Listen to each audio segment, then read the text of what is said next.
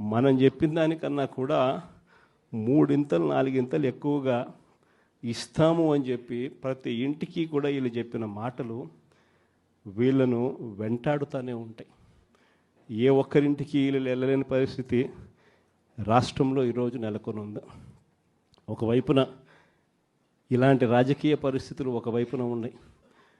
మాట మీద నిలబడని రాజకీయ నాయకుడు ఈరోజు రాష్ట్రంలో ముఖ్యమంత్రి హోదాలో ఉన్నాడు.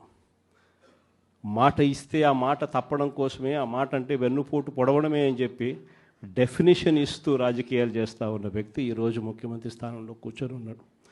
మరోవైపు రాష్ట్రంలో ఏది కూడా పట్టించుకునే పరిస్థితి లేదు. ఈరోజు స్కూళ్ళన్నీ కూడా నిర్వీర్యమైపోయిన పరిస్థితి కనిపిస్తుంది.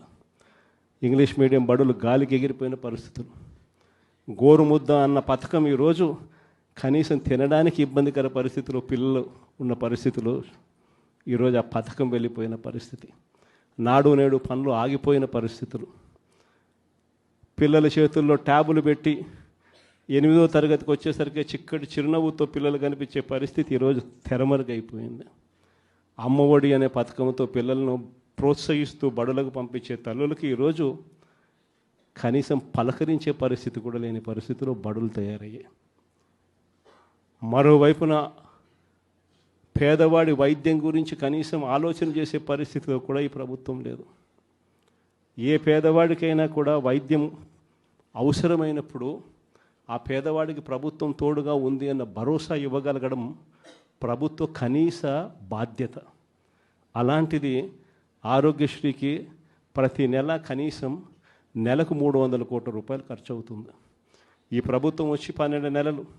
ఆరోగ్యశ్రీ బిల్లులు ఇప్పటికే 3600 కోట్లు దాటాయి. ఆరోగ్యశ్రీ బిల్లులు ఇవ్వడంలో ఆరోగ్య ఆసరా గురించి పట్టించుకునే పరిస్థితి లేదు.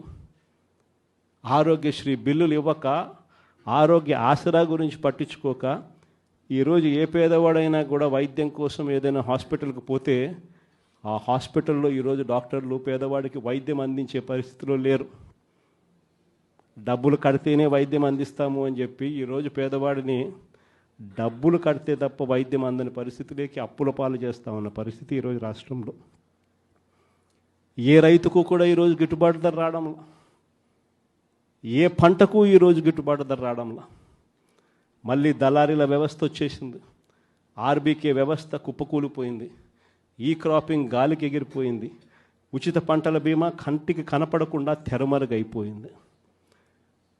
పంటలు ఏదైనా వరదలు వచ్చినా నష్టం వచ్చినా వెంటనే సీజన్ ముగిసేలోగానే ఆదుకునే ఇన్పుట్ సబ్సిడీ కార్యక్రమం సీజన్లు ముగుస్తూ ఉన్నా కూడా పట్టించుకోలేని పరిస్థితి. రైతు పరిస్థితి ఈరోజు అగమ్య గోచరంగా కనిపిస్తూ ఉంది.